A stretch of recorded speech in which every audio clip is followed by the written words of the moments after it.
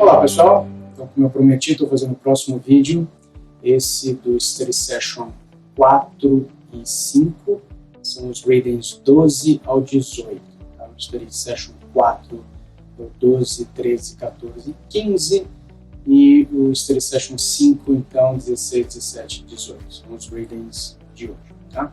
Vamos já começar logo, para não perder muito tempo, que esse vídeo vai ser bem longo, são muitos readings e eu decidi fazer isso em um vídeo apenas, tá bom? Vamos lá, começando. O primeiro reading é o reading 12, tá? E o reading 12, aliás, deixa eu fazer uma análise dos dois readings, tá? E daí depois eu vou um a um. O reading 4 e 5, então, ele é micro e macroeconômicos, tá? Micro e macroeconomia. São os tópicos, então eles são condensados.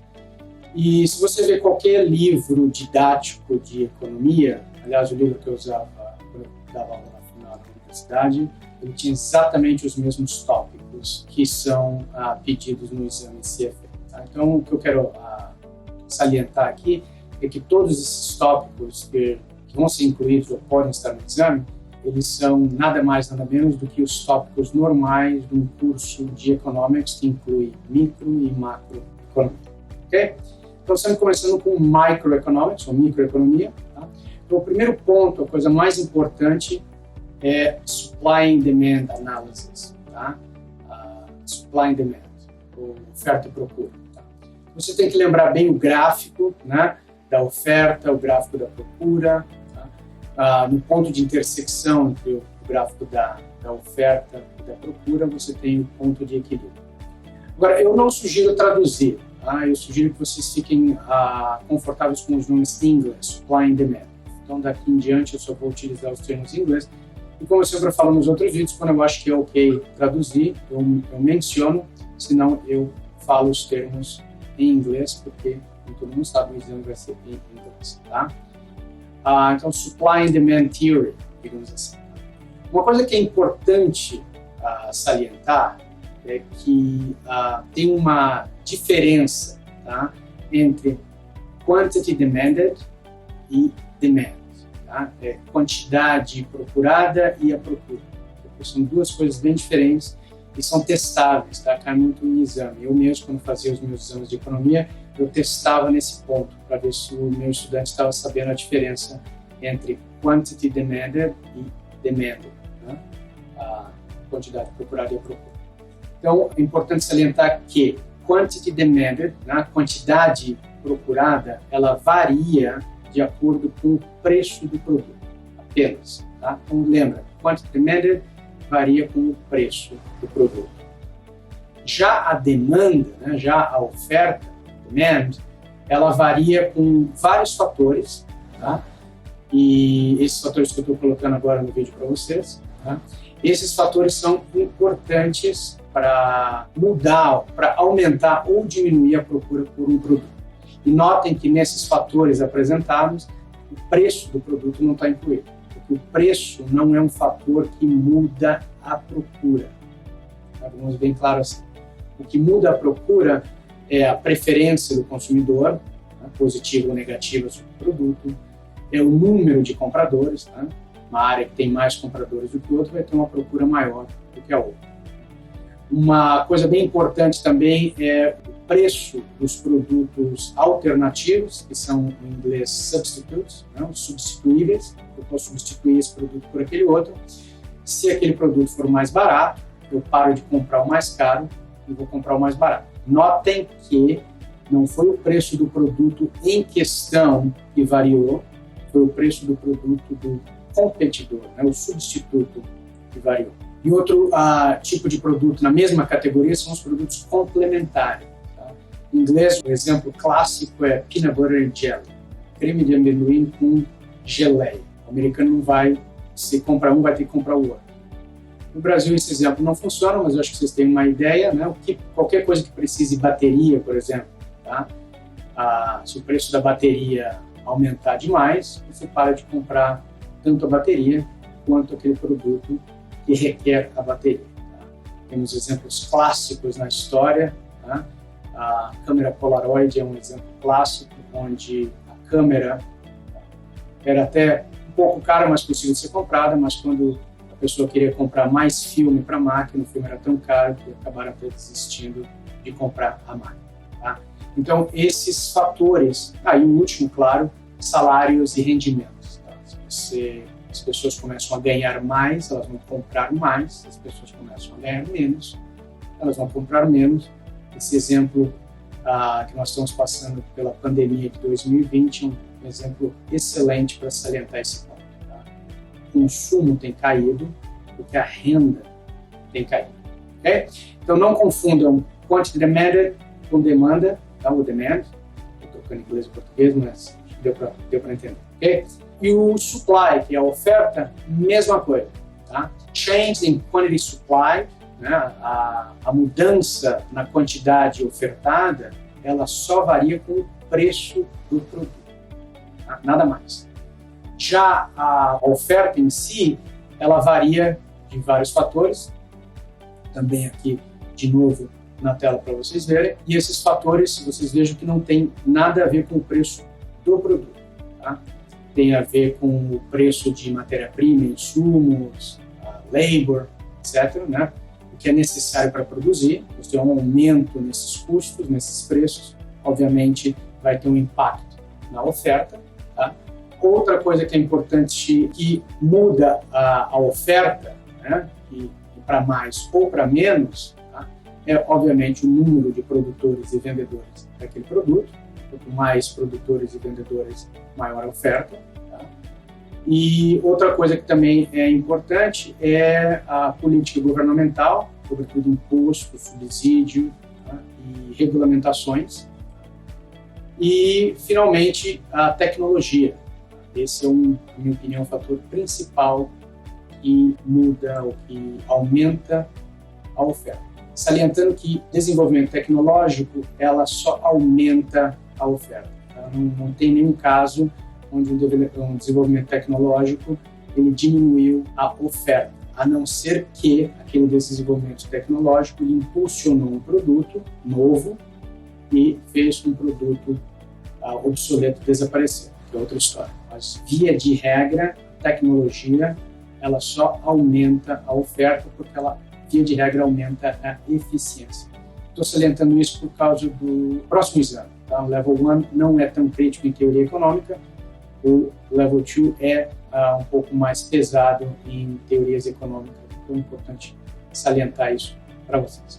Tá? E aí, pessoal, depois, antes de continuar no próximo tópico do reading, que é elasticity, eu queria salientar a vocês que façam os problemas, tá? Eu sempre falo isso, mas eu vou falar em todos os vídeos, obviamente, tá? De supply e demand, tá? Principalmente das curvas. Tá? Entendam, eu sempre digo aos meus estudantes em inglês, né, que a curva da demand curve, tá? É aquela curva que goes down. D for demand, D for down. Né? D for demanda e D por down. Não consegui encontrar duas palavras assim em português para fazer essa analogia, mas em inglês funciona. Tá? E para o supply começa com S, né? E eu sempre falo que o supply goes up, com S-U-P. No inglês funciona. Em português, eu sugiro que vocês tenham concepção que a curva do supply, né, da oferta, é aquela que inclina para cima e a da demanda, da procura, é aquela que inclina para baixo, porque a oferta ela é diretamente proporcional ao preço, quanto maior o preço, mais oferta, tá? E a procura já é inversamente proporcional, é um preço mais baixo, a procura maior. Tá? Isso vai determinar um ponto de intersecção no gráfico e esse ponto é o ponto de equilíbrio, que via de regra é o preço e a quantidade do produto que satisfaz compradores e produtores. Okay? Próximo tópico no mesmo reading, elasticity. E esse tópico é mais de natureza analítica, na minha opinião, e há também possíveis perguntas que possam cair de elasticity. Eu, uma vez voltando às aulas de economia que eu dava na universidade, eu testava muito elasticity com a aplicação da fórmula. Eu geralmente providenciava a fórmula no exame. Vocês não vão ter essa opção no CFA, no exame do CFA. Mas não é uma fórmula difícil de memorizar. apesar que você vai ter elasticity da oferta, elasticity da procura, você vai ter cross elasticity, income elasticity, mas as mais importantes são a elasticity da oferta e a elasticity da procura. Tá? A fórmula está aqui para vocês verem. Tá? A elasticity nada mais é do que o comportamento, tá, do produtor ou do comprador com relação a uma mudança no preço. Exatamente o que é a elasticity. Então, se aquele comportamento em matéria de unidades produzidas ou compradas, a variação disso for muito maior, tá, que a variação no preço, você tem uma elasticidade. Tá? Agora, se a variação na quantidade ofertada ou procurada for pequena, quando se tem uma variação no preço, aí você tem uma inelasticidade. Tá? Então, ainda dizemos produtos elásticos e inelásticos. Elastic e inelastic. Tá? A fórmula não é difícil, tá? É só você calcular a porcentagem de variação na quantidade, a porcentagem de variação no preço, tá? E fazer o cálculo. Agora, o que é importante também salientar é que se o produto é elástico ou inelástico, vai ter um impacto na decisão sobre a variação do preço pelo produtor, tá? Pelo vendedor. Porque se o produto é elástico e o preço aumenta, qual é a resposta dos compradores? A resposta dos compradores vai ser comprar menos. Tá? Se a resposta dos compradores for muito maior que aquele aumento no preço, em valores percentuais, aí você tem um produto elástico. E aí o vendedor, o produtor vai perder dinheiro, aumentando, em alguns casos, aumentando aquele preço, porque a perda, né, de vendas vai ser muito maior em valores percentuais que o aumento do preço. Então, uma coisa importante a lembrar, a salientar, que a receita total para produtos elásticos, tá, ela não vai aumentar se aumentar o preço do produto, via de regra. Tá? Por conseguinte, os produtos inelásticos, tá, que geralmente são aqueles produtos que, se tiver uma variação de preço, tá, não vai ter uma resposta muito grande em termos de variação de compra. Os produtos de necessidade, primeira necessidade, são os exemplos clássicos. Tá? Eles podem aumentar de preço ou diminuir de preço, mas só compra quem precisa. Esses são produtos inelásticos. Nesse caso, se o produto que você está produzindo e vendendo é inelástico, exibe uma inelasticidade com relação ao preço, aí sim, uma política de aumento de preço, se possível, né, no mercado do free market, aí sim, aí pode fazer sem ter uma perda de receita. Bom, é importante salientar então isso, que total revenue ela vai aumentar ou diminuir dependendo se o produto é elástico ou inelástico, uma variação do preço. Eu garanto que isso pode ser uma pergunta, não no próximo exame, mas pode ser uma pergunta para o CFA Level 1, porque é uma pergunta clássica de elasticidade. Outros pontos importantes, também não vou perder muito tempo com elasticidade, mas quero só apenas salientar, é que a elasticidade ela varia de preço, de níveis de preço. Então, se o produto for muito barato, tá, e a percepção do comprador é que o produto é barato, um aumento pequeno naquele preço continua fazendo o produto ficar barato, então talvez não tenha uma resposta muito grande em termos de diminuição de compra. Tá? Então, o produto está exibindo uma inelasticidade. Porém, se você continuar aumentando o preço, a um ponto, o consumidor, ou vários consumidores, um número muito grande, vai parar de comprar, e aí o produto vira elástico. Então, não memorizem que o produto é elástico ou inelástico. O produto pode ser elástico e inelástico, tá? Mas se tiver uma variação de preço muito grande, fora do comum, aí já não se aplica essa teoria. Bom, é isso. Elasticidade, fórmulas e lembrando os conceitos. Tá? Próximo tópico, pessoal, no mesmo reading, é Production Costs, custos de produção. Tá?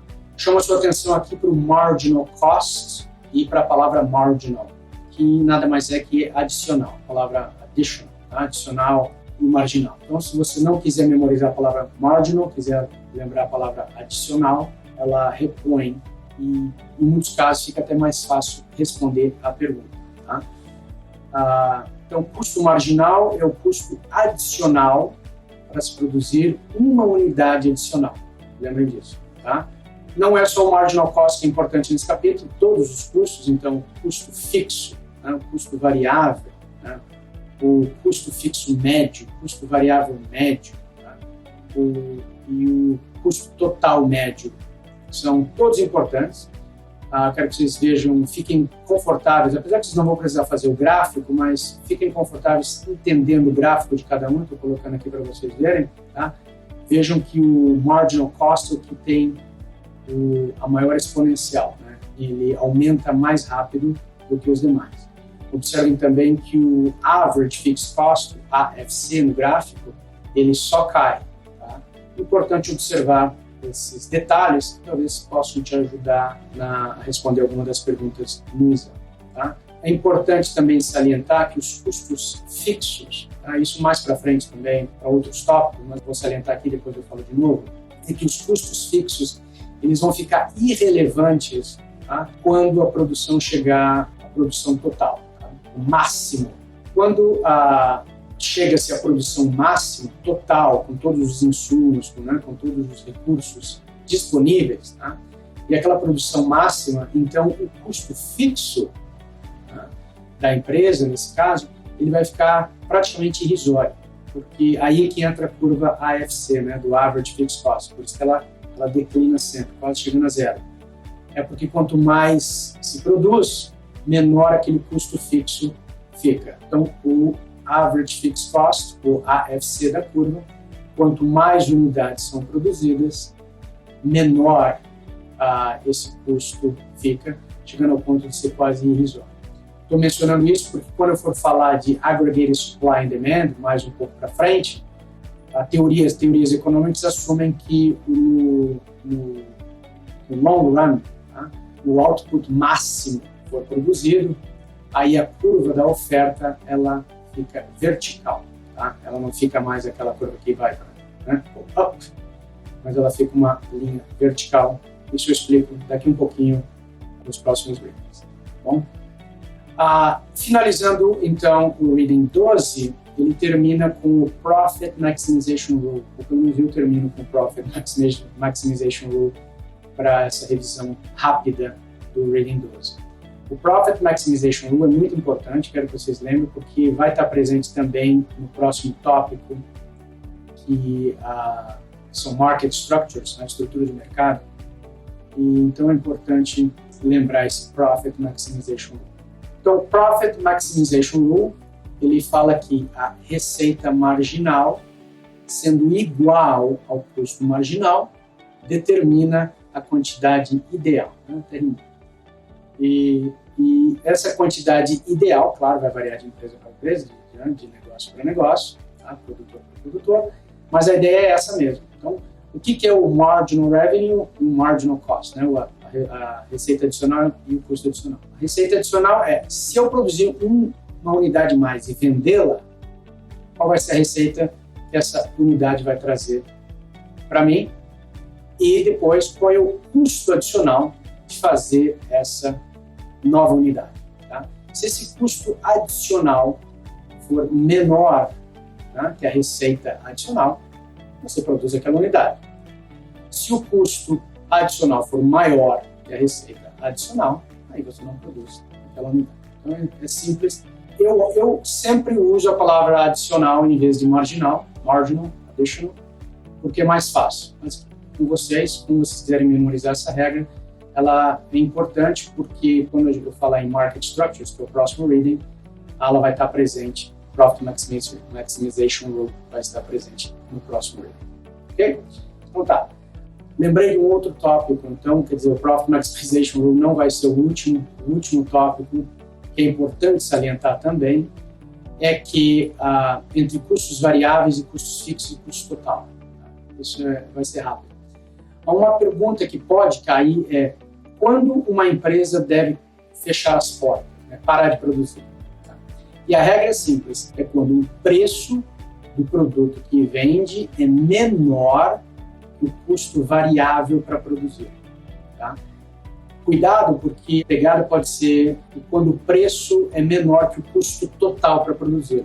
Não é correto. Tá? o custo total pode ser maior do que o preço, mas não justificaria fechar a empresa por causa disso. Por quê?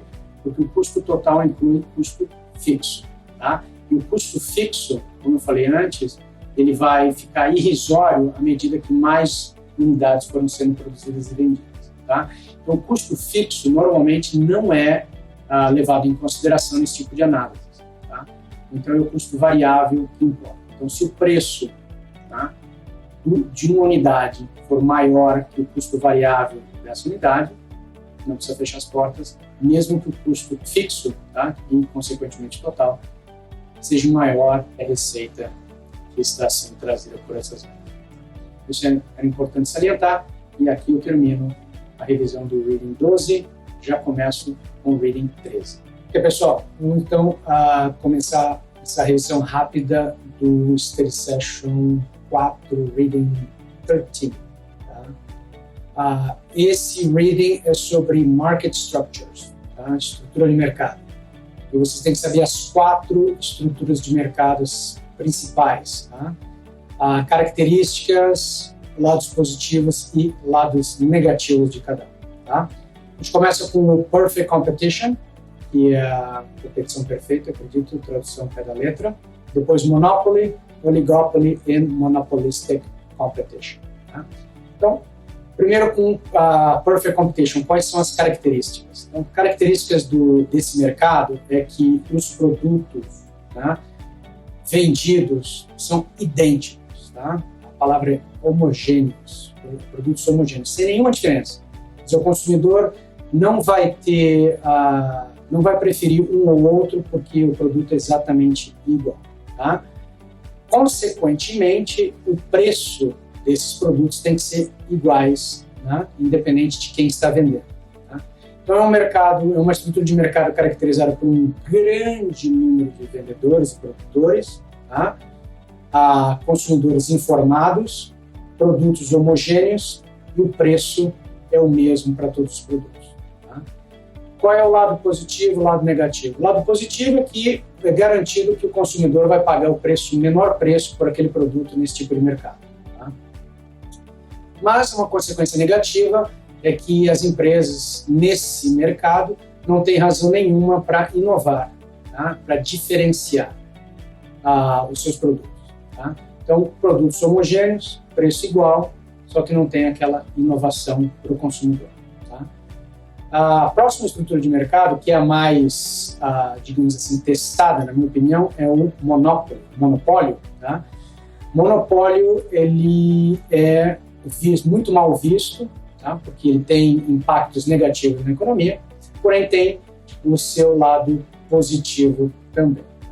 Então, tem que lembrar as características do monopólio. O monopólio é apenas uma empresa produzindo ou vendendo aquele produto ou serviço, tá? E é difícil de entrar, então tem high barriers to enter, quer dizer, a empresa, né, que detém o monopólio dificulta a entrada de competidores, porque, é claro, né, na competição ela vai ser forçada a ter algumas perdas, tá? Principalmente se o competidor entrar com preço mais baixo do que o dado. Tá? Então, o monopólio ele é prejudicial à economia por causa disso, porque sendo só só sendo a única companhia naquele mercado, ela pode ditar o preço que queira, ela não tem, o monopólio não tem incentivo nenhum para inovar, tá? E então o consumidor acaba pagando mais e não tendo uma qualidade de produto adequada, tá? Devido a essa falta de incentivo que o monopólio tem, a empresa monopolística tem, tá? O monopólio. Outra coisa que é também importante observar é que o monopólio ele está sempre procurando o melhor preço, então é comum que pratique discriminação de preços. Tá? Discriminação de preços é quando a empresa vai e procura nichos no mercado e quer saber qual é o máximo preço que cada um desses nichos pode pagar, ou quer pagar, ou está, né, disposto a pagar por esse produto ou serviço, e aí ele cobra de acordo. Tá? Quero lembrar que discriminação de preço não é necessariamente algo fora da lei, tá? Não é nada. A discriminação de preços feitas de maneira totalmente legal. Tá? Por exemplo, um desconto para pessoas que têm mais de 65 anos, por exemplo, tá? Ou um desconto se você fizer compras em um determinado dia da semana. Essas são práticas de price discrimination, mas elas não são ilegais. E também um outro problema do monopoly é que ele pratica lobismo. Tanto o monopoly como o oligopoly, que é a próxima estrutura de mercado que eu vou descrever, eles gastam muito dinheiro, tá?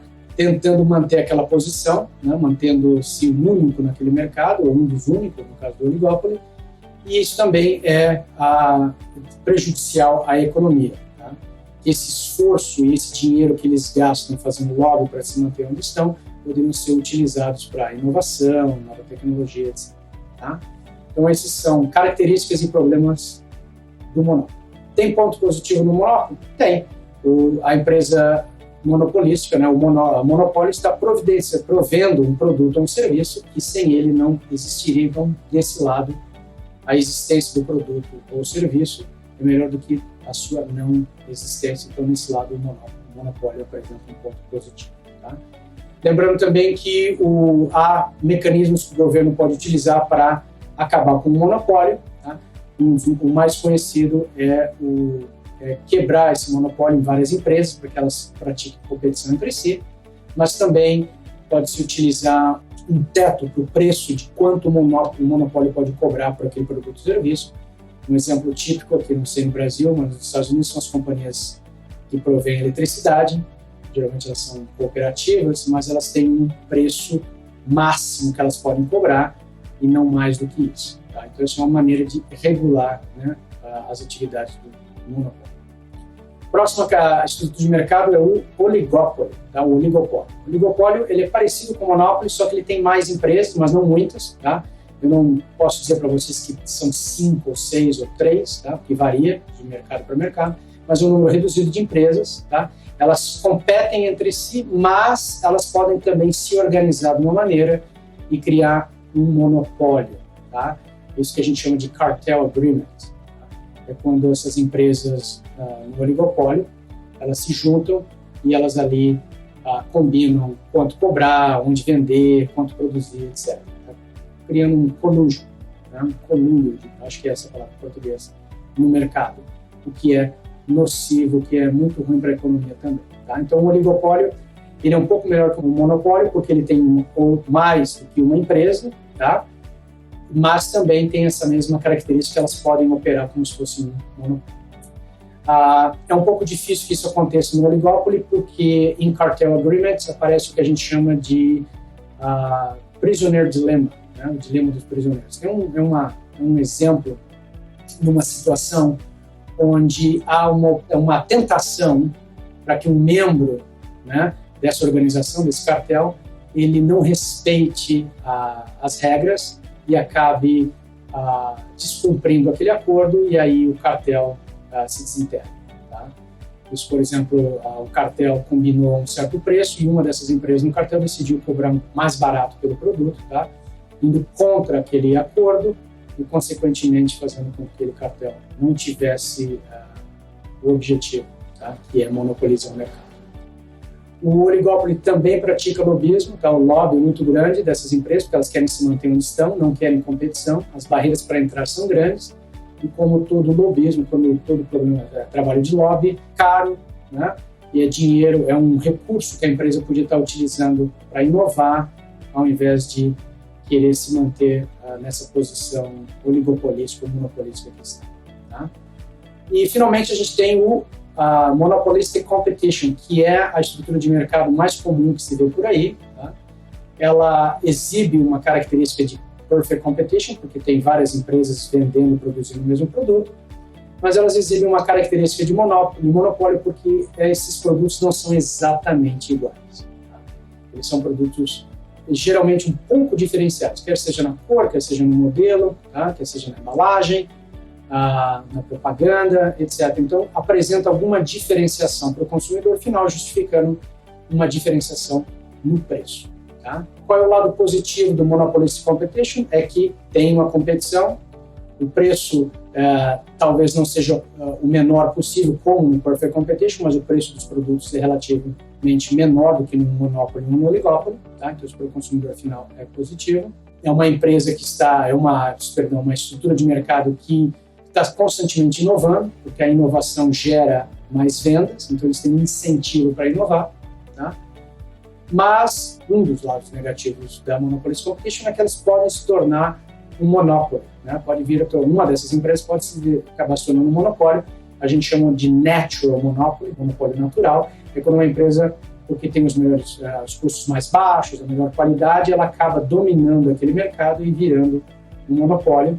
Aí sim tem que aplicar as regras contra monopólios para que a empresa não desvie, né, da estrutura de mercado de Monopoly Competition e se torne um monopólio, tá? Aí com todos aqueles problemas que o monopólio possa apresentar. Então, é um reading relativamente fácil, tá? É um reading conceitual, na minha opinião. Significa que as perguntas que vocês vão encontrar são mais da natureza conceitual do que analítica, tá? Mas vale a pena ver e ler, tá? E, sobretudo, focar nas características, nas diferenças entre eles e nos pontos positivos e negativos dessas 4 estruturas de mercado.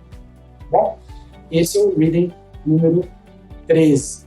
Tá? Agora eu vou começar, então, o reading 14 para vocês. Ok, pessoal?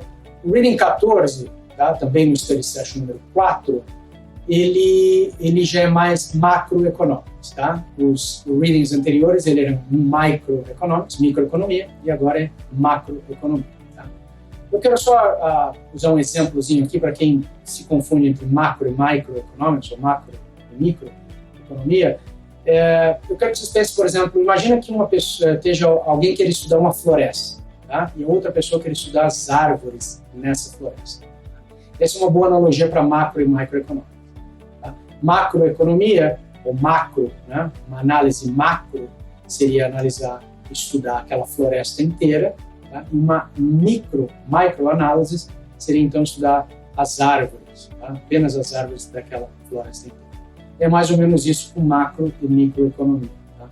Macroeconomics, ela estuda, analisa, aplica teorias econômicas no nível global, e a microeconomia aplica teorias econômicas no nível mais reduzido, no nível de mercado ou um setor específico, tá?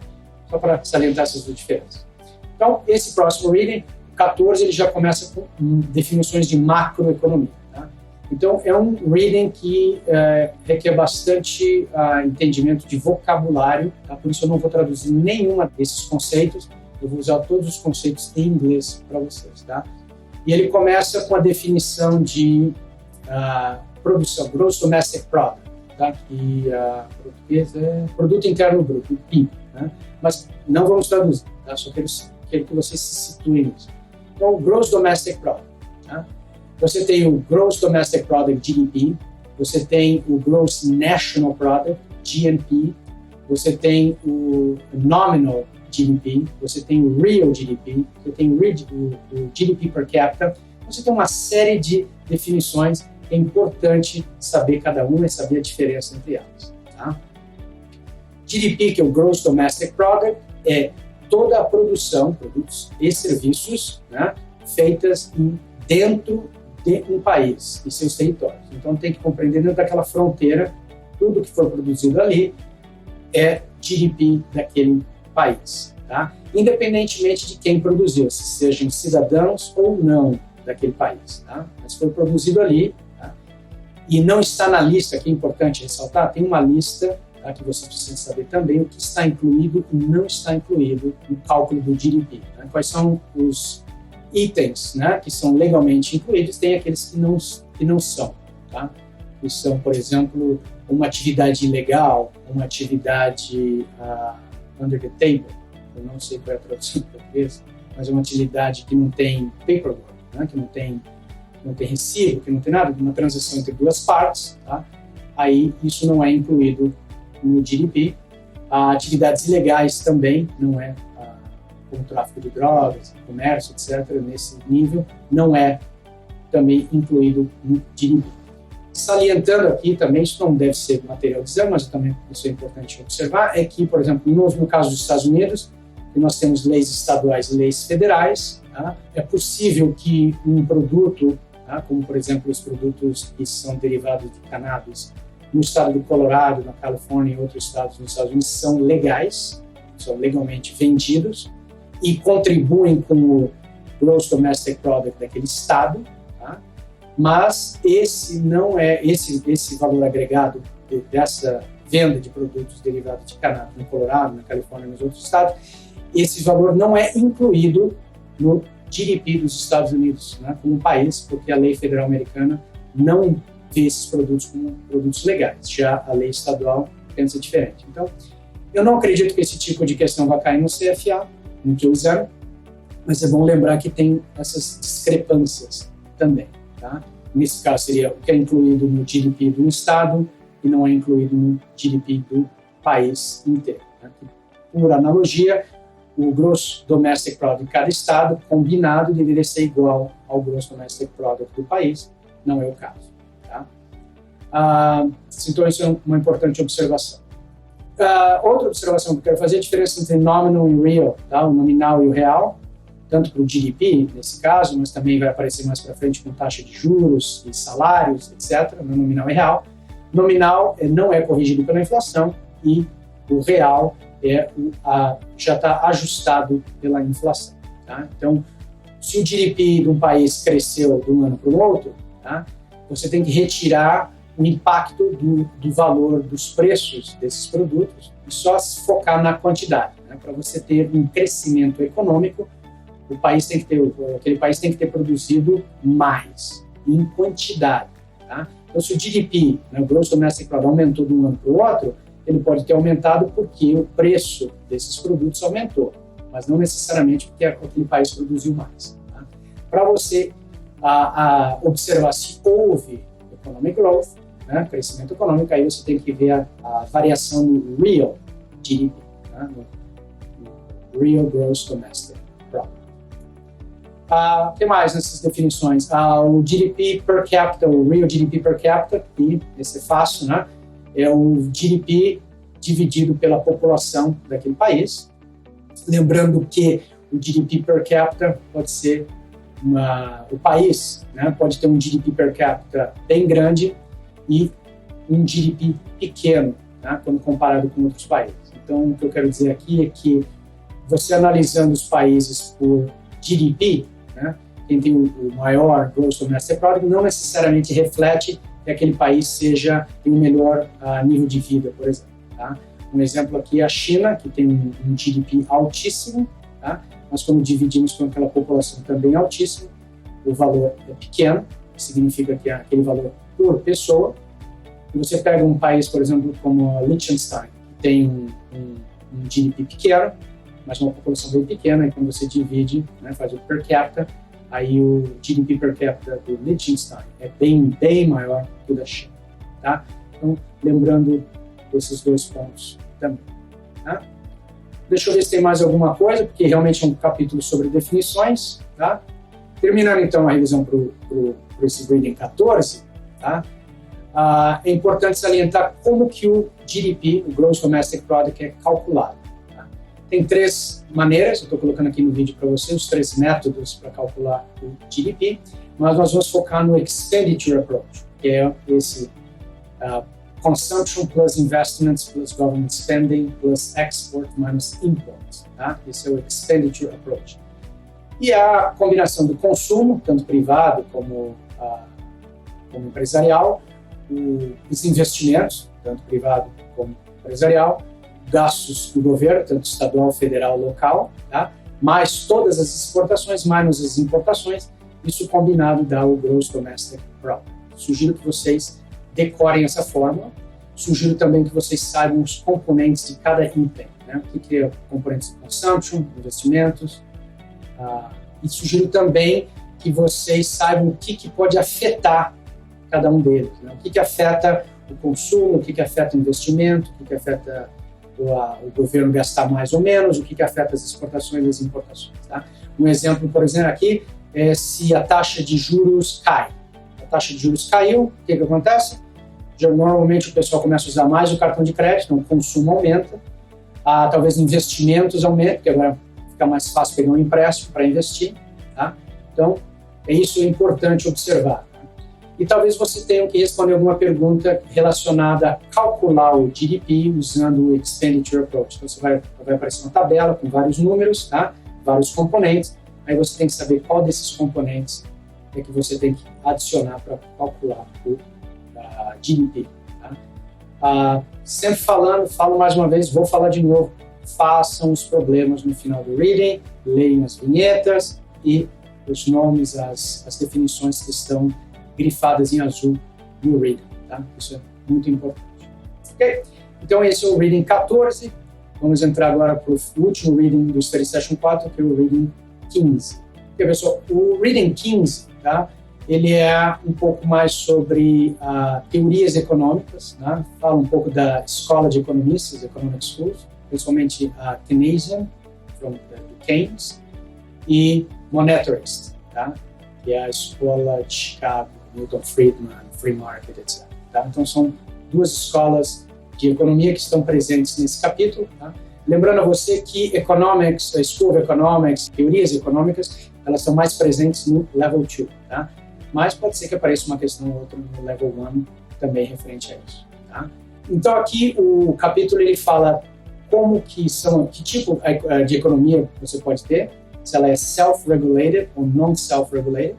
Self-regulated é que a economia ela resolve os problemas sozinho, non-self-regulated é que ou demora muito para a economia resolver esses problemas ou ela não é capaz de resolver esses problemas. E quando eu digo problemas de natureza econômica. Inflação alta, recessão, desemprego, etc. Tá?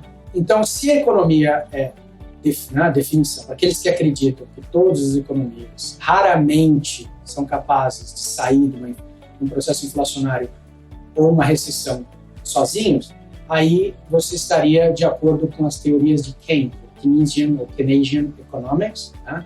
Teoria econômica que diz que o governo, né, daquele país tem que intervir, tá, para que aquela economia melhore. Tá? Então, se está numa situação inflacionária, o governo interviria de uma maneira, aumentando, por exemplo, os impostos. Tá?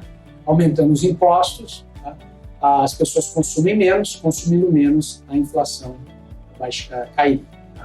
E, no outro lado, se a economia estiver em recessão, aí o governo interviria diminuindo os impostos, por exemplo, e fazendo com que as pessoas gastassem mais e aí o país saísse da recessão. Então, lembrando que o governo pode fazer para resolver uma situação econômica, geralmente é aumentar ou diminuir os seus gastos, né, government spending, e aumentar ou diminuir os impostos, tá? Tanto pessoais como imposto empresarial. Tá? Então, qualquer troca, qualquer variação, tá? Que tenha imposto e government spending, ela vai ter um efeito na economia. Tá? Isso é o que defendem aqueles que acham que as economias não são self-regulated. Se você defende que economias, os países são capazes de sair desses problemas sozinhos, sem intervenção do governo, tá? Só temos um mercado capaz de fazer com que as coisas voltem ao normal, tá? Aí você estaria mais de acordo com a escola de Monetarist, né? Do Monetarist School of Economics, né? Universidade de Chicago, né? Isso aí, se quiserem pesquisar, muito prominente na década de 60, tá? Milton Friedman, que já disputou, é um grande expoente dessa escola. Eles acreditam que o governo não deveria intervir e que a economia sairia desses problemas sozinha. Tá? O que eles acreditam é que com um mercado muito dinâmico, tá? Numa situação inflacionária, o próprio consumidor, o próximo produtor, eles iam ajustar a um ponto que os preços iam cair. Tá? E se fosse num momento de recessão, também o mercado iria ajustar, ia produzir mais e comprar mais. Tá? Há prós e cons nas duas, há quem defende, quem defende uma, defende a outra. Tá? Não creio que vai cair nenhuma pergunta do nível político no CFA, ficaria muito surpreso. Mas é importante saber o que é um self-regulated, non-self-regulated economy, tá? E qual o papel do governo, tá? Em uma ou em outra situação. Tá? Isso aqui abre então a porta para as portas, digamos assim, né, que são mais de uma, as portas para outras definições, como aggregated supply, aggregated demand. Tá? Demanda agregada e oferta agregada. Demanda agregada é a demanda por todos os produtos e serviços de uma economia, e o supply, a oferta agregada, aggregated supply, é a oferta de todos os produtos e serviços dessa economia. Isso cria um framework, que a gente chama de ADAS Framework, colocando aqui no vídeo para vocês. Tá? E é importante saber, desse framework, o que move, tá, essas curvas, né? O que aumenta ou diminui a aggregated demand, o que aumenta ou diminui o aggregated supply. Tá? Aqui no vídeo estou colocando para vocês agora, então, os fatores que vão aumentar ou diminuir a aggregated demand ou aggregated supply. Para aggregated demand, né, que é a procura dos produtos, qualquer mudança, qualquer variação nos componentes, né, do GDP, da fórmula que eu mostrei para vocês anteriormente, o C plus I plus G plus X minus N, qualquer variação nesses componentes vai causar uma variação tanto positiva quanto negativa na aggregated demand. Por exemplo, tá? Se o real, né, o real brasileiro cair, né, desvalorizar, isso vai ter um impacto nas exportações brasileiras. E as exportações vão aumentar.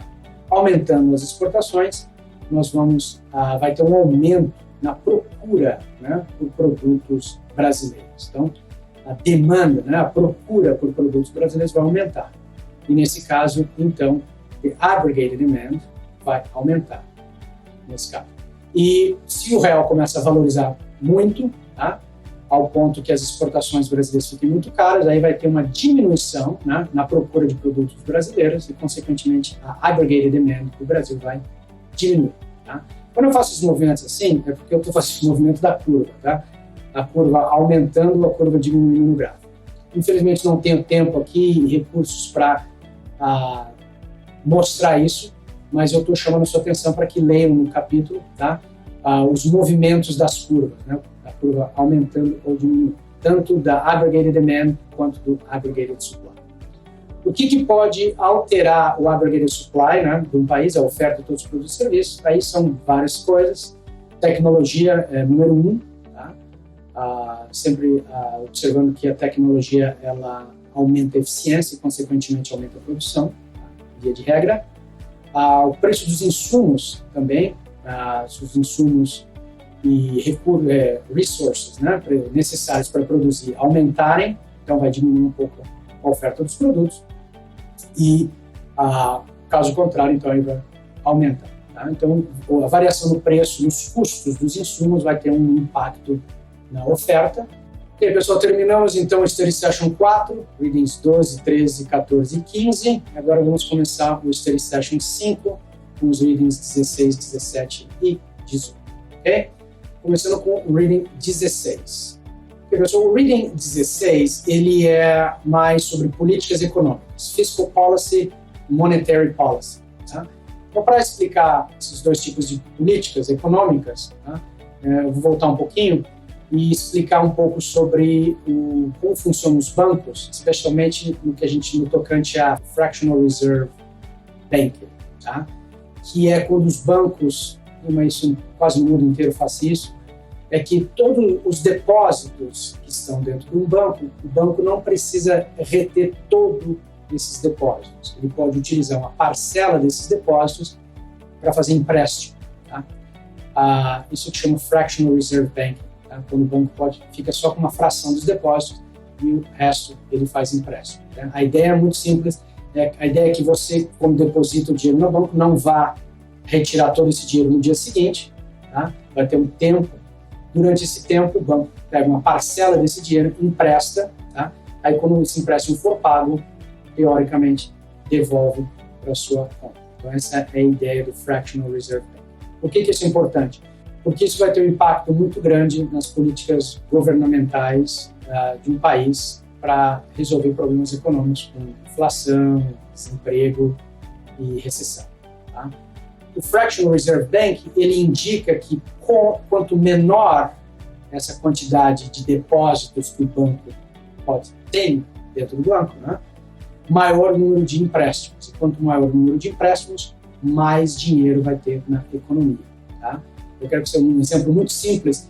Você imagina que eu faço um empréstimo e utilizo esse dinheiro para fazer um pagamento com uma pessoa, e essa pessoa pega esse dinheiro e faz um pagamento com uma terceira pessoa que está devendo, essa terceira pessoa está devendo dinheiro com uma quarta pessoa, faz esse pagamento, faz o pagamento com a quinta pessoa que está devendo para mim.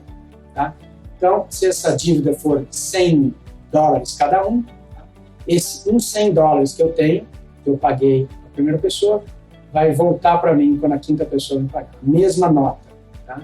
Esse é um efeito multiplicativo do dinheiro, então é importante observar isso. Tá? Isso está diretamente ligado, tá, ao Fractional Reserve Bank. Essa fração de depósitos que o banco deve manter, né, e não pode fazer empréstimos, ela é chamada de Required Reserve Ratio. Não sei como é chamado isso em português. Tá? Eu acredito que deva ser a tradução literal. Mas o Required Reserve Ratio, tá, é um percentual, varia, pode ser 0%, quer dizer, o banco pode pegar todo o depósito e emprestar, fazer empréstimos, ou pode ser um valor pequeno, 1, 2, tá? Pode ser vários, como nos Estados Unidos, tem, dependendo do tamanho do banco, é um Required Reserve Ratio. Se o banco for muito grande, tiver um volume alto de depósito, aí esse requerimento, esse Required Ratio aumenta. Tá? Mas a ideia é muito simples. Quanto maior for esse Required Ratio, menos empréstimos o banco pode fazer e menos dinheiro em circulação. Quanto menor for esse Required Ratio, mais empréstimos o banco pode fazer e mais dinheiro na economia, sempre lembrando aquele exemplo do efeito multiplicativo, quando o dinheiro vai trocando de mãos em mãos. Tá? Isso aí aumenta. É possível determinar quantas vezes esse dinheiro vai ser multiplicado uma vez que caia na economia em forma de empréstimos, tá? Que o banco faça aquele empréstimo. Ele é a inversa do Required Reserve Ratio.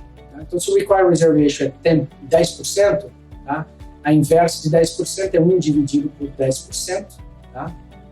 Que é 100 sobre 10, que é 10. Então, se o Required Reserve Ratio é 10%, né? Significa que 10% de todos os depósitos vão ter que ser mantidos, né, no banco. Os empréstimos forem feitos, se todos os bancos fizerem a totalidade, 90% dos depósitos em empréstimo, esse dinheiro, esse montante vai ser multiplicado 10 vezes quando cair na economia. Então isso é importante observar, tá? Porque isso entra agora, abre, né, o gancho para eu falar sobre políticas monetárias, tá? E políticas fiscais, tá? Que são a resposta do governo e do Banco Central para resolver problemas econômicos, sobretudo inflação alta, desemprego alto e recessão. Tá? Bom, eu vou começar com o Fiscal Policy, tá? Que é a política fiscal. Essa é feita pelo governo federal daquele país. Tá? O governo, o Poder Executivo implementa e, dependendo da situação, o Poder Legislativo tem que autorizar para aquela política fiscal ser implementada. Tá? Então, eu vou começar aqui com as classificações da política fiscal. A política fiscal ela pode ser, e aqui também não sei os termos em português, mas vale para efeito de exame lembrar os termos em inglês. Então, a política fiscal ela pode ser discretionary ou automatic, né? Automatic fiscal policy. Fiscal policy da discretionary ela é uma política fiscal de proporção grande, um impacto muito grande.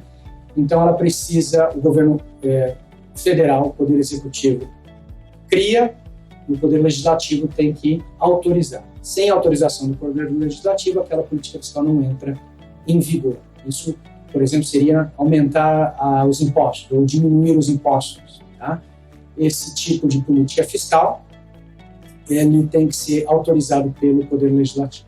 Já a política fiscal automática, ou Automatic Fiscal Policy, o Poder Executivo pode implementar diretamente, tá? Sem autorização do Congresso. Isso são políticas fiscais de menor impacto. Um exemplo aqui, por exemplo, seria correção monetária de previdenciários. Né? Se o governo paga previdência social, nos Estados Unidos é o Social Security, esses valores eles podem ser corrigidos por inflação automaticamente, tá? Sem autorização do Congresso. Tá? Então, são dois exemplos. O que é política fiscal? Política fiscal nada mais é do que alterações nos impostos, tanto pessoal como privado como business taxes, e government spending, né, gastos do governo. Se o governo decidir aumentar os impostos, tá, e reduzir os gastos, tá, então vai ser uma política fiscal contractionary fiscal policy, né, contrair a economia. Aumentando os impostos, as pessoas gastam menos, tá, o governo gastando menos, então menos gastos, aí a economia estaria, por exemplo, num estado inflacionário, aí a inflação cairia. Então, contractionary fiscal policy, ela é indicada para situações inflacionárias. Temos também a expansionary fiscal policy, aí é o contrário, aí o governo corta os impostos e aumenta os seus gastos. Tá? Cortando os impostos, as pessoas podem ter mais dinheiro, podem gastar mais, tá? O governo gastando mais, aí impulsiona a economia, isso é indicado para situações de recessão. Tá? E, finalmente, essa política fiscal ela pode ser direcionada para oferta ou para procura, tá? Para compradores ou para produtores. Se é uma política fiscal focada no comprador, na demanda, então é demand side fiscal policy. Tá? Mas se é focada no produtor, aí é supply side fiscal policy. Tá? A mais famosa supply side fiscal policy, que eu lembro, foi na década de 80, tá? Ela implementada pelo presidente Reagan. Tá?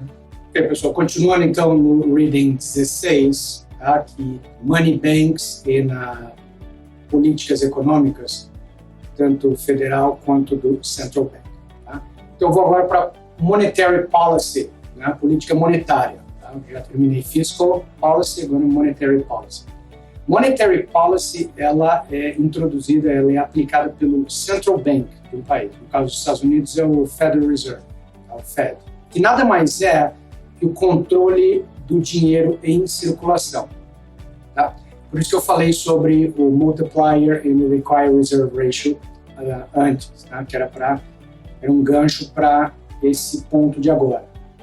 A monetary policy, então, o objetivo da monetary policy e fiscal policy é o mesmo, que é resolver problemas econômicos, inflação, desemprego, recessão. Tá? Só que elas não precisam ser, ou não necessariamente são feitas em conjunto ou em acordo. Tá? O governo federal e o Central Bank são independentes. Tá? É claro que há conversas, etc., mas, teoricamente, são independentes. Monetary policy da fiscal policy. Então, bem rápido, como que o Federal Reserve ou o Central Bank de algum outro país controla o money supply, tá? Controla o dinheiro em circulação. 3 maneiras. Tá? A primeira eu já comentei, é o Required Reserve Ratio, pode aumentar ou diminuir. Tá? Quer dizer, se os bancos tiverem que reter mais dos depósitos, emprestam menos, tem menos dinheiro em circulação. Isso é proposto num sistema econômico inflacionário, tá? Inflação. Mas se o Federal Reserve ou o Central Bank decidir reduzir, tá, essa quantidade de depósitos requeridas, tá, e os bancos puderem emprestar mais, tá, aí há mais crédito, há mais compra, mais consumo, mais investimento, então isso é aplicável para uma situação de recessão econômica, tá, que o país vive.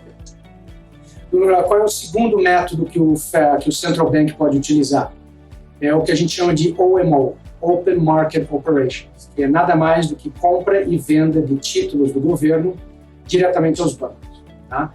São os títulos de dívida do governo. Tá? No caso do Federal Reserve, são os títulos de dívida do governo americano. Então, o Federal Reserve, se precisar tirar dinheiro da economia, tá? Ele vai até os bancos e vende esses títulos de dívida, né, que pagam juros, tá?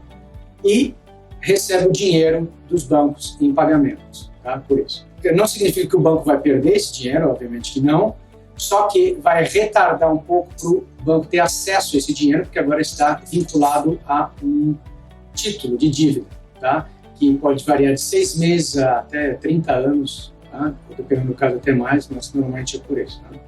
Tá? O Treasury Bill são 6 meses menos 1 ano, e o Treasury Bond podem até 30 anos. Não sei como é o caso do Brasil também em detalhes, os títulos de dívida pública do Brasil, mas eu tenho certeza que deve funcionar da mesma maneira, tá? Se o Banco Central quiser fazer esse tipo de operação financeira. Mas o que vale é o conteúdo para o exame. No conteúdo do exame, então, é Open Market Operation, que é uma maneira que o Central Bank, Federal Reserve, no caso dos Estados Unidos, faz para controlar o money supply. Tá? E a terceira e última é o Discount Rate, tá? Que é a taxa de juros que o Federal Reserve, ou Central Bank, o Banco Central, cobra dos bancos membros. Tá? Se um banco estiver em uma situação financeira, né, um distress financeiro, ele pede ajuda ao Federal Reserve, que pode emprestar dinheiro numa taxa de juros chamada de Discount Rate. Tá? Quanto menor essa Discount Rate, tá, maior é o crédito, e quanto mais alto é o Discount Rate, menor é o crédito. Não porque os bancos vão emprestar diretamente do Federal Reserve só porque a taxa de juros é baixa. Tá? Os bancos não vão ao Federal Reserve para dinheiro, a não ser que estejam em extrema necessidade. Tá? Como se diz, um privilégio de emprestar do Federal Reserve. Tá? Então, os bancos têm que estar numa situação muito complexa. E que também, num parênteses, nenhum banco vai querer fazer isso constantemente, porque daí vai alertar o Federal Reserve, o Banco Central, que está algum problema havendo com o banco e pode ser que alguma intervenção seja feita. Tá? Então, a discount rate, apesar de ser a taxa de juros mais baixa, ela só vale para o Federal Reserve e para os bancos. Tá? Só que a discount rate ela é a base para todas as taxas de juros e empréstimos, tá, naquela economia. Então, se o discount rate é alto, todas as outras taxas de juros, cartão de crédito, empréstimo, hipoteca, etc., vão seguir esse patamar. Consequentemente, se a discount rate é baixa, todas as outras taxas de juros também serão mais baixas. Isso, então, valendo o mesmo ponto que eu expliquei quando eu estava falando do Require Ratio. Então, terminando, eu percebi que faltou uma coisinha no Readings 16, que é os componentes da taxa de juros. Tá? Estou colocando aqui para vocês no vídeo. Sempre lembrando que toda taxa de juros ela tem esses componentes, 3 componentes. Tá? Um componente é o retorno esperado, o retorno desejado. Aí dois premiums, tá? Um é a compensação pela inflação e outra é a compensação pelos riscos do mercado. Então, sempre lembrando que a taxa de juros tem esses 3 componentes. Por isso que o discount rate e as outras taxas de juros, como a prime rate, a subprime rate, elas diferem devido principalmente ao risk premium do mercado. Tá? Pronto. Terminamos aqui o Reading 16 e agora eu vou terminar o Study Session 5 com os Readings 17 e 18, que apesar de ser 2 readings, na verdade eles deveria ser um grande reading, na minha opinião. Tá? Esse tópico sobre International Trade e International Finance, eles poderiam ser ministrados em um reading, na minha opinião. Bom, vamos lá. O Reading 17, então, é Trade. Tá? O que é importante aqui? É importante o vocabulário, tá? E definições. Eu não acredito que vá ter muito espaço aqui para questões analíticas, pode ser. Tá? Se tiver, vai ser mais em relação a Comparative Advantage, que eu vou descrever daqui a pouquinho, e talvez Tariffs and Quotas. Tá? Mas eu acho que se cair alguma questão, vai ser mais a nível conceitual. Tá? Então, o importante aqui é observar a diferença entre Comparative Advantage e Absolute Advantage. Tá? Comparative Advantage é quando o país ou o setor de produção é capaz de produzir com o menor custo de oportunidade. Tá? Essa é a keyword, Opportunity Cost. Tá? E Absolute Advantage é quando é possível produzir com o menor custo absoluto. Então, um é menor custo absoluto e o outro é o menor custo de oportunidade. O comparative advantage é mais testado, tá, do que absolute advantage. Porque muito poucos países têm um absolute advantage em qualquer coisa. Tá? Então, vou focar no comparative advantage, saiba a definição, saiba o que é um opportunity cost. Opportunity cost é, se você quiser aumentar a produção de um item, você vai ter que sacrificar a produção de outro item. Tá? Só lembrando que o opportunity cost ele não é linear. Tá? Por exemplo, você pode fazer uma pequena redução na produção de um item e aumentar bastante a produção do outro. Tá? Isso tem a ver com treinamento, com labor force, technology, etc. Tá bem explicado no capítulo. Então, eu observaria esses dois pontos. O que mais que tem nesse reading que é importante? Trade barriers, tá? Muito importante. Saibam a diferença entre tariff e quota, tá? Tarifa e cotas. Os prós e os cons, tá? De cada um. Então, a tariff, tá? Ela é um imposto. Então, a keyword here é tax, na verdade. Tá? Essa é a que faz a tariff ser diferente da quota. E no resto, elas são muito similares. Tá? Então, a tariff é um imposto pago pelo vendedor no país que ele quer vender um produto, e a quota é apenas uma limitação na quantidade que aquele vendedor pode vender dentro daquele país. Tá? Quem ganha, quem perde. Tá? Quem perde sempre é o consumidor final, porque vai acabar pagando mais caro pelo produto importado, devido à tariff ou à cota, né, que vai aumentar o preço doméstico. Quem ganha temporariamente, eu diria, é o produtor doméstico, tá? Porque aí vai poder vender seus produtos a um preço mais competitivo, pelo menos domesticamente competitivo, tá? Porque o produto importado vai entrar um pouco mais caro devido às tariff ou à cota. E quem se beneficia também na tariff, mas não na cota, é o governo local, tá? Porque o tariff, como é um imposto pago ao governo local, então tem essa vantagem, tá? Que a cota não tem. Tá? E como exemplo, tem muitos países, países africanos, que eu sei, que utilizam a tariff como um meio de recursos, tá? Para atrair recursos, para ter mais recursos, eles cobram essa tariff que aumenta a receita do país. Esse imposto é pago para o país. O que é importante também saber nesse reading são os argumentos a favor ou contra as trade barriers. Tá?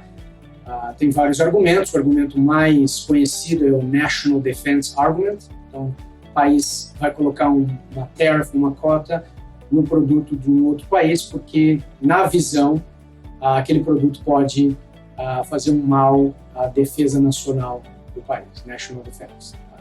E tem outros, tem o Infant Industry Argument, tem Anti-Dumping Argument, tem Foreign Subsidies Argument, Low Wages, tem vários argumentos, né, argumentos em favor de impor trade restrictions.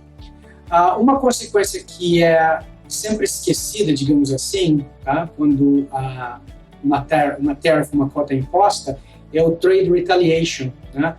É a retaliação que o outro país pode fazer, tá?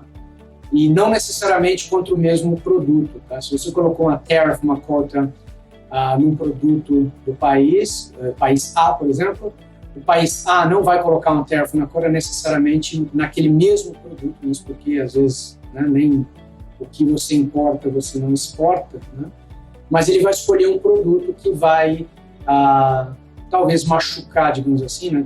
Create damage, não consigo nesse momento lembrar da tradução, mas vai fazer um damage na economia, tá? Com uma retaliação à trade barrier imposta. Tá? Então é sempre aquela história, o free market é a melhor saída, tá? Trade barriers talvez temporariamente sejam aplicáveis em alguns cenários, mas na maioria das vezes free trade é o que conta. Tá? E aqui fica, então, esse reading 17, acho que são esses elementos mais importantes desse capítulo, ou desse reading. E aí, vamos, então, agora para o último reading do Study Session 5, que é o reading 18, que é International Finance. Tá? Então, quando eu falo International Finance, duas coisas têm que vir à mente, que é exchange rates, na verdade uma, exchange rates, tá? E todos aqueles problemas numéricos, analíticos, envolvendo exchange rates, cross exchange rates, etc. Tá? fazendo aqui uma ênfase que para o próximo exame, Level 2, vai ser muito testado problemas com exchange rates, né? Triangular arbitration, carry trade, etc. Então é muito importante que vocês fiquem bem confortáveis lendo, né, os problemas relacionados com exchange rates. E também é importante saber os tipos de exchange rates, eu digo fixed and floating, e quais são os prós e os cons de cada um. Tá? Eu acho que isso aí faz um bom summary do capítulo. E não esquecendo também do componente importante do capítulo, chama-se Balance of Payments. Eu vou fazer um comentário sobre o BOP também nesse resumão do Reading 15. Tá? Então, vou começar com o BOP, com a Balance of Payments. Tá? Saibam o que é, saibam os componentes do Balance of Payments. O Balance of Payments é onde se registra toda entrada e saída, né, de dinheiro, vou colocar em termos assim, de um país. Esse dinheiro, entrada e saída de dinheiro pode ser por venda, exportação, pode ser por compra, importação, pode ser por investimentos estrangeiros, pode ser investimentos daquele país num outro país, pode ser doações. Então, tem uma série de componentes. Tá? Então, atenção quando lerem um capítulo, lembrando quais são os componentes da Balance of Payments. Lembrando que o material do CFA, ele divide o BOP em 3 contas, 3 accounts, tá? Que é o Current Account, é o Capital Account e o Financial Account. 3. Eu falo isso porque em outros livros que ensinam Balance of Payments, ou também em outros veículos de informação, vocês vão encontrar talvez uma 4ª até uma 5ª conta, que seria, por exemplo, a Official Reserves Account, que é onde o governo do país ele mantém moeda estrangeira. Tá? Então, o aumento ou declínio naquela conta pode causar um impacto no Balance of Payments. E também o que a gente chama de Statistical Discrepancy, tá? Que é um número, porque a Balance of Payment tem que sempre ser igual a 0. Ela é igual a 0 porque a entrada e saída, tá? No final, ela é contrabalanceada, se tem um déficit e um superávit, ela é contrabalanceada com uma desvalorização, uma apreciação da moeda local. Tá? Então, mantendo a Balance of Payments no nível 0. O Statistical Discrepancy é porque, como é um volume muito grande de informações, às vezes não zera, tá? E aí, para zerar, coloca essa Statistical Discrepancy e ela é causada por informações que não se tem, ou falta de informação, etc. Mas, geralmente, esse número não é nada gigantesco comparado com o saldo das outras contas, tá? Então, Balance of Payments, make sure you know exactly what it is. Qual é o próximo ponto importante? Agora eu acho, os problemas com exchange rates, né, o cross exchange, que um problema que eles te dão um exchange rate em 2 moedas, tá? Aí eles pedem para você calcular a exchange rate de uma 3ª moeda, por exemplo, tá, em relação a uma dessas 2. Eu vou colocar aqui no vídeo um exemplo para vocês, vou descrever. Então vejam que nesse primeiro caso nós temos o Canadian Dollar e com o American Dollar, e depois nós temos ali o American Dollar com o Brazilian Real. Tá? Então você vê que são 2 cotações, uma é o dólar canadense com o dólar americano e outra é o dólar americano e o real. Notem que se você veja como a quotation está escrita, tem aquela barra, tá? Eu quero que vocês interpretem essa barra como se fosse um sinal de divisão. Então, se vocês entenderem isso como um sinal de divisão, percebam que o dólar, né, o US Dollar, ele está no denominador com relação ao Canadian Dollar e ele está no numerador com relação ao ao real brasileiro. Tá? E como são 2 frações e a gente vai multiplicá-las, então cancela os 2 American Dollars e o resultado é Canadian Dollars por real. Tá? Então esse é o que chamo de Cross Exchange Rate. Então é importante você observar como fazer esse tipo de problema. E tem um tipo de problema que é um pouquinho mais difícil que esse que eu descrevi, é quando, por exemplo, se o American Dollar tivesse no denominador nos 2 casos, tá? Canadian Dollar por American Dollar e Brazilian Real por American Dollar. Você vê que daí o American Dollar está no denominador nos 2 casos, eu não posso cancelar, fazer aquele truque que eu fiz. Mas o que eu posso fazer é inverter uma dessas cotas, tá? E volto naquele problema anterior. Tá? Então você faz uma inversão, Brazilian Real para o American Dollar, você transforma em American Dollar para Brazilian Real. É só você fazer a inversa, tá? É 1 dividido por aquele número. Aí volta ao problema anterior, aí você cancela e você calcula então a exchange rate entre o Canadian Dollar e o Real. Tá? Eu quero chamar a sua atenção para que tem uma maneira específica de representar essa cota, tá? A quotation, quote, do Foreign Currency Code. E é importante que vocês saibam o que é a price currency e a base currency. Tá? A price currency é aquela que quantos unidades dessa eu vou precisar para comprar uma daquela. Então, esse é price. E a base currency é sempre uma unidade. Tá? Então, você pode ter dois tipos de cotação para foreign exchange. Você pode ter a direct quote e a indirect quote. A direct quote, ela coloca a price currency por, né, aquela barra, base currency. Lembrando que o base currency é sempre igual a 1. E tem a indirect quote. A indirect quote, ela coloca base currency dividido, né, por price currency. Tá? Mas se você lembrar que a base currency é sempre igual a 1, a maneira de ler é muito simples. Tá? Por exemplo, se for um direct quote, então a base currency está no denominador, né, daquela fração, eu quero que vocês interpretem a barra como um denominador.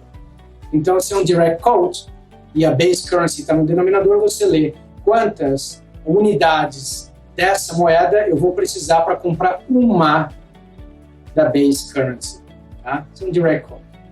A indirect quote, já é o contrário, então se eu tiver uma unidade do base currency, quantas unidades do price currency eu vou comprar, tá? Então, isso é uma maneira de interpretar, porque a gente não sabe, o programa vai dizer, obviamente, se é um direct quote ou indirect quote. Se não disser, assumam que é direct, tá? Mas, por exemplo, se você está trabalhando como foreign exchange num país, tá? Você vai receber a cotação de uma maneira, mas se você estiver em outro país, a cotação pode ser diferente. Pode ser direto e outro pode ser an indirect quote. Então, muita atenção com os problemas de exchange rate. Lembrando que no Level 2 vai ser muito testado isso. E eu vou terminar essa revisão do Reading 18 e terminando também a revisão do Study Session 5 com os tipos de Foreign Exchange Rates, né, o floating e o fixed, e o pros e cons de cada um. Tá? Então, o floating é quando a moeda varia, né? Ela varia de acordo com supply and demand. Parênteses, é importante que vocês saibam o que aumenta ou diminui o valor de uma moeda, né? O que aprecia ou deprecia o valor dessa moeda. E tem a ver com supply and demand da moeda. Tá? Se tiver uma procura muito grande por aquela moeda, aí vai aumentar o valor, tá? Então ela vai apreciar em valor. Mas se tiver uma oferta muito grande daquela moeda, tá? Aí ela vai depreciar. E você precisa saber o que causa, tá? Uma procura grande por uma moeda e o que causa uma oferta grande por uma moeda. Tá? A procura por uma moeda se dá, por exemplo, em investimento. Se eu quiser investir no Brasil, eu sou estrangeiro, quero investir no Brasil, isso vai acarretar que eu preciso, né, pegar o meu dinheiro estrangeiro, transformá-los em reais para poder investir. Então eu estou buscando reais. Então isso vai aumentar o valor do real. E o que deprecia uma moeda, por exemplo, se você imprimir muito daquela moeda, não é impressão, é printing. Um regime inflacionário, por exemplo, quando tem muita moeda em circulação, então é aquela história, quando a oferta é muito grande, o preço abaixa, a mesma coisa com as moedas. Tá? Elas seguem supply and demand. O seu trabalho aqui é saber o que modifica, o que transforma a procura e a oferta de uma moeda, quais são os elementos que fazem isso. E então, terminando como eu prometi, o floating exchange rate, ela tem pros e cons, e o fixed exchange rate também tem pros e cons. Tem vários, eu vou colocar só alguns aqui para você. Tá? Lembrando que o floating exchange rate ele segue as leis de mercado. Tá? Então, isso é um ponto positivo. Por outro lado, é muito difícil de saber, né, ou prever a direção daquela moeda no futuro. Então, se eu estou fazendo um contrato de um ano em moeda estrangeira, eu vou ter aquele risco se aquela moeda é floating currency. Tá? E outro ponto positivo do floating currency é que ela requer que o governo tenha menos reservas de moeda estrangeira. Tá? Eu vou explicar agora no fixed currency por que isso é importante. No fixed currency, quando a moeda é fixa, tá, ela é indexada, provavelmente ela pode ser indexada numa outra moeda, no caso do Balboa no Panamá, que é indexado ao dólar, você pode ter outro tipo de indexação ou um controle governamental que quando a moeda começa a desviar daquele valor, aí o governo, o Banco Central, intervém, tá? Comprando ou vendendo a moeda estrangeira para contrabalancear o valor. Aí entra aquilo que eu falei como ponto positivo do floating, é que não é necessário ter uma grande reserva de moeda estrangeira. Já um ponto negativo do fixed currency é que precisa de uma grande reserva de moeda estrangeira para contrabalancear qualquer desvio no valor daquela moeda. Tá? Mas um ponto positivo do Fixed Exchange Rate é que ela é previsível. Você é capaz, se você fechar um contrato no futuro, é bem possível que você saiba o valor daquela moeda, então elimina os riscos, né, de foreign exchange risks. Então tem pros e cons nesses dois. Tá? Acho que o your job no exame é apenas saber a definição e pros e cons de cada um. Ok? Então tá, isso foi longo, hein? Foram vários readings, dois sessions, tá? Mas eu acho que eu cobri os pontos mais importantes, sempre lembrando, façam os problemas, leiam as vinhetas e os termos sublinhados em azul nos seus readings. Eu vou ficando por aqui, até o próximo vídeo.